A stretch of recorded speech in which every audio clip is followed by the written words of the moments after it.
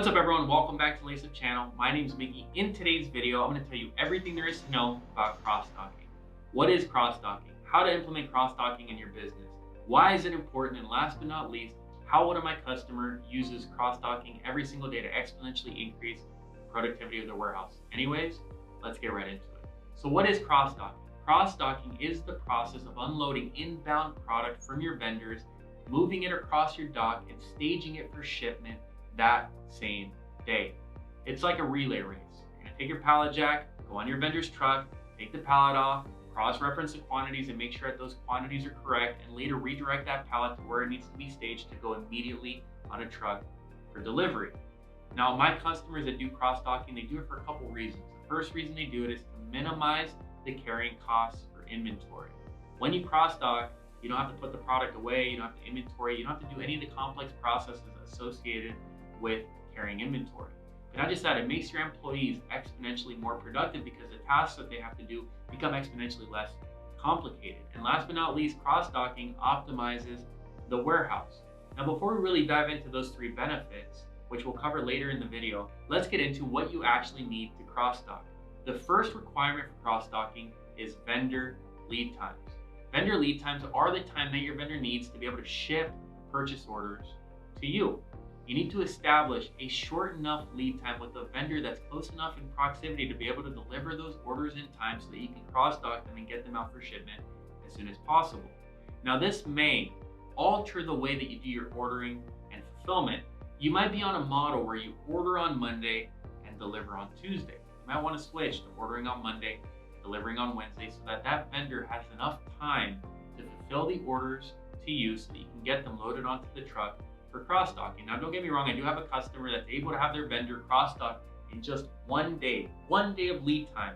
They get the product within 24 hours and they're able to throw it on the truck and go out for delivery. But that's the most important thing. The second most important thing is your allocations. You need to be able to allocate product from a sales order to a purchase order. Now, this can be done manually by going into your system of record when you create your POs for SOs and in a custom field indicating what sales order is allocated to that purchase order. Once that allocation link is created, once the product comes off the inbound trailer, you have a record of it, whether it be on a tablet or a piece of paper that says, this pallet is for this order, for this truck in this staging area, and you can simply redirect the product coming in and going out. Product allocations are extremely important. But then there is some difficulties when it comes to vendors. Some vendors are unwilling to fulfill one PO per SO. Let's say, for instance, they require a minimum purchase order quantity in order to be able to ship you a PO. Well, then what you're gonna have to do is you're gonna have to create one single PO for a group of sales orders that go out on a given day and send that to the vendor. When that PO arrives, you're gonna have to set up a sorting area in your dock where those pallets can go. They can be broken down, and then you can palletize for each of your sales orders and then cross-dock those pallets to the outbound shipment or staging area. So sorting areas make everything much more complex, but even then, you're simply taking product, counting it, and building new pallets and shipping it out. Either way, you don't have to worry about inventorying the product. And that's why cross-docking is so great, because like we talked about earlier in the video, when you cross-dock, the amount of costs and potential dangers and liabilities associated with having that inventory in your warehouse dramatically disappear.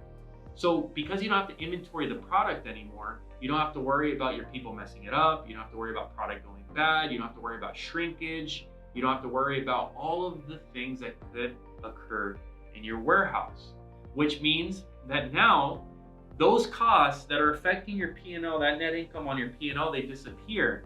But that's not the only benefit. Your employees become exponentially more productive because they don't have to do as many tasks. They just do one thing: move product from an incoming trailer, put it on an outgoing trailer, and if you have to sort, you do the sorting, you count there, and you build your pallets there and load out to the truck. So your employees are much more productive, but last but not least, you get to optimize your space. You don't need as much space in your warehouse, because if you can get to the 20% of inventory volume that generates 80% of your deliveries that can be cross-docked, I guarantee if you do the math, it can be done, right? If you get to that, you don't need as much space in the warehouse. You don't have to inventory all this shit. And you don't have to count it all. You don't have to pick, pack, and ship it all. You don't have to do any of that. So my customers at CrossDock are exponentially more productive, and they're saving hundreds of thousands, if not millions of dollars a year. And I guess that's a great segue into my final point. My customer that does cross-docking, how do they do it? Well, they're a distributor, and they're within a half-mile radius of their distributor for dairy. And what they do is they have all of their sales orders come in before a certain cutoff time, and then they generate a PO for each of the sales orders. They send those POs to that vendor. That vendor picks, packs, and ships overnight and has the shipment to the distributor by the early morning, just in time, basically a couple hours before that pallet and those products need to be unloaded from the truck and placed onto the truck for delivery. Now, I know I'm making this sound simple, and I know that you might have had problems in the past finding a vendor that would work with you in this way, but those vendors do exist. And if you're willing to give them a cut of the profits, they're going to be able to save you hundreds of thousands, if not millions of dollars in your costs, and they're going to be able to make your warehouse exponentially more productive. Imagine a situation where you have less understocking, less overstocking, less damages, less expired products, less unproductive employees in the warehouse, and a business that's able to fulfill orders in an efficient way. Now, I know I've made all of this seem super simple, but this at least gives you a notion of cross-docking. Obviously, if you have a WMS or you look around for a WMS that does cross-docking, you're going to be able to do this process automatically. Otherwise, you have to do it manually. But either way, doing cross-docking in the distribution space is way better than not. So at this point, you guys either think I'm crazy or you've learned something new, but either way, go down below and go to the comments. Let me know what you think. What are your thoughts about cross-docking? Do you agree with it? Do you do it? Do you not do it? Why is it efficient or inefficient for you? I'd love to hear your thoughts. Apart from that, if you enjoyed this content, give me a thumbs up, give me a subscribe, and look forward to seeing you next video. Take care.